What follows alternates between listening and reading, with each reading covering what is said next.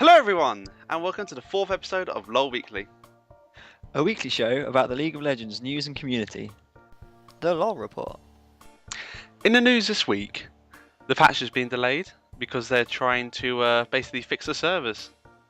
See, I was gonna have a go at them when you said patch was delayed, but there are quite a lot of server problems, so that's quite good. Like, yeah, they need to sort them out. So hopefully they're going to become a lot more stable. That would be the main thing I would have, and just maybe more space as well, because I don't know if they've just got servers that are going to accept this amount of people, but it doesn't seem to be a very large amount of people because I'm always in the queue. Yeah, well, and that's just not fun. Yeah, it's very annoying. But basically, we don't know when Leona's going to come out. She could probably maybe next week, maybe even the week after that. We're not really sure. But it's good they've taken a step back and they've realised they need to sort out the core. So they can build on it. It's kind of like if you build a house on the sand. It'll look good at first, but it'll fall down in the long run. Yeah. Which you don't really want, especially on a game like this, which is growing quite very well for them. So yeah. They want to make a good impression, don't they? Yeah, definitely. But it's basically been quite an empty news week. There hasn't been any news, but Riot have decided to stream every day. And we got some footage in the background. This is of Leona being played at the moment. She's basically a female Jarvan. Her moves are almost identical to Jarvan's. You know Jarvan's move where he puts the flag down and he jumps towards it? Yeah. She has that like an all-in-one move where she hits you and she pulls herself towards you. So she's kind of got Scorpion's move from Mortal Kombat. Maybe, yeah. You don't know Scorpion? He shoots like a thing and it hits them and then it pulls him towards them. Yeah. She's also got... Or the other way around, actually. No, pulls them to him. Oh. But okay, anyway. So it's like Blitzcrank. Yeah, Scorpion is like Blitzcrank. Yeah. This is not on topic at all. Yeah. She also has a shield, which she uses. I think it slows everyone around her. So that is Jarvan's move. And her ulti is like a bigger version of Heimerdinger's grenade. Basically, it's her initiator. She pops on the ground. Anyone who's standing in the immediate center of it gets stunned. Everyone around it gets... slowed. It's basically like a really big Heimerdinger grenade. That sounds quite powerful. So she's going to be quite an interesting tank. So we'll fill you in basically when we get more information. But Riot's, as always, has been very shady. Obviously, we're at the top of Riot's to tell list. They send us the press releases before they release them. Yeah, when we know, we'll let you guys know. But you won't know before us. It's not like they just post it on the internet and then we look at the threads and then relay them to you in a video on YouTube. Yeah. Why would we do that? That's just silly. Yeah. But basically, it's been a very quiet news week. Yeah. Okay. LoL mods. This week, I've decided to show you a really good new LoL website where you can check out your statistics or the statistics of the community. The website is LoLStatistics, and it allows you to search for any champion and display their lifetime statistics. It shows you previous games, largest crit, win-loss ratio, and many other useful things. Another feature of the website is that it allows you to look at the most played champions of all time. By a mile, the most played champion is Ashe, with over 10% of all characters being played being her.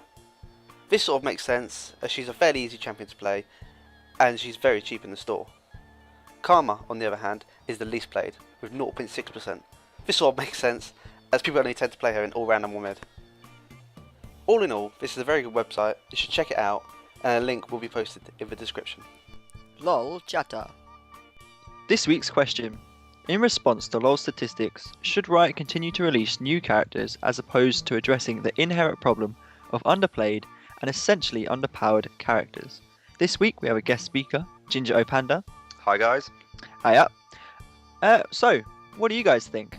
Basically, I think there are many characters that are completely underplayed and essentially underpowered, like Karma, Trundle. These characters have no place in the game. I think they need to be reworked or removed. No place at all? No place at all. I would agree that they are underplayed.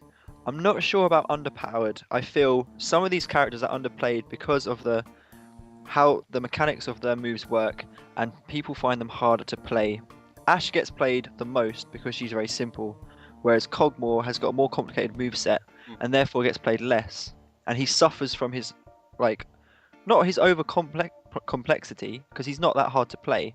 But for new players, Ashe is just a stand. When I first started playing, Ashe was the first character I ever played because she is so simple, Mm. and I feel that simplicity on some characters helps them, and then complexity on other characters Obviously it does. hinders them quite a lot. But I wouldn't say they were underpowered. So you're saying that basically the easiest characters to get played. So if you look at the top list, we have Ashe, Warwick, Annie, Vladimir. They are very simple characters to play. But I just feel like they're not the best characters in the game, though. There are better characters that are less played. Like There are better characters, but there aren't. Those characters have good synergy, especially if you're looking at ranked team games. If you look at your top 10, top 15, they're more popular because they fit best in ranked team games. we do. I don't think Cogmore's nearly as good in a ranked team game as Ashe because she's got the good initiate. So Yeah, Ashe's initiate is second to none almost. It's a strong initiate. Obviously, she suffers in the lane phase a bit, but as soon as she's level 6 and going in towards team fights later game, she comes into her own. That initiate is wonderful. Whereas if you had Cogmore, him shooting up some green stuff in the air and it land on someone's head doesn't really help. yeah. So would you agree that that list, if you take your top 20 characters, that list is more reflective of ranked game character picks rather than normal game? So releasing new characters isn't necessarily going to have a A dramatic Yeah. effect. on the game. I would agree, but maybe they just need to. Maybe these characters that are underplayed a little bit, make them maybe a little bit stronger, and Well, then see if they every get patch, played more. characters get nerfs and buffs, so it's just like they just go in and out of fashion. Oh, It's only a definitely. matter of time. They come around to characters that haven't been played or looked at for a while. They're talking about Yeah, working that's Kyle. true. Definitely, they're talking about working Kyle. Yeah. They've nerfed Even. She's plummeted. She's in the bottom 6, I think. Yeah, it would be probably good to do it before and after. Like, do every 2 months, have a look, see how stuff's changed, play wise. We could, yeah. But so you're basically saying that ranked games dictate who's going to be at the top of the list, no matter what. At the moment, because there's some good team setups, Yeah, you Yeah, can see a you're not- Mumu, definitely. and it's a lot easier to stick with your a team setup you know that works. Fair enough, you get bans and stuff like that, but there's easy substitutes.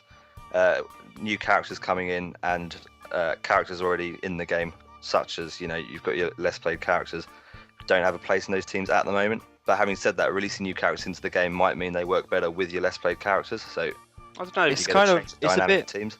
It's a bit hit and miss. As you put a new character in, and you kind of hope that the way that character works will work in a good team setup.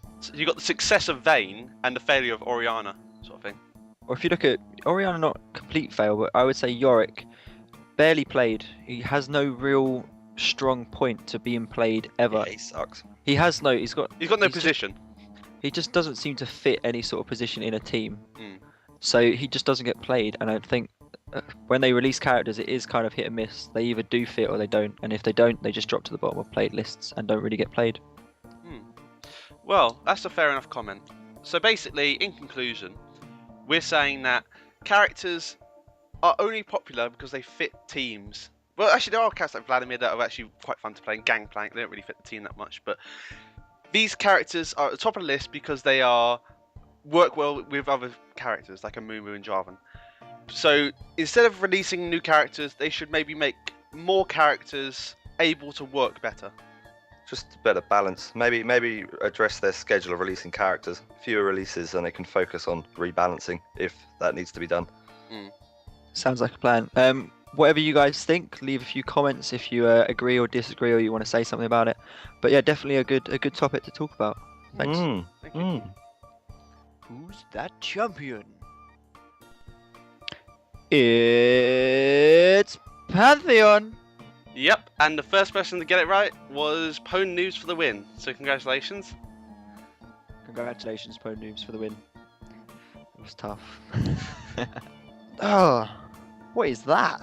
This is this week's submission for Who's That Champion? It's kind of like a belt or something. Mm, I don't.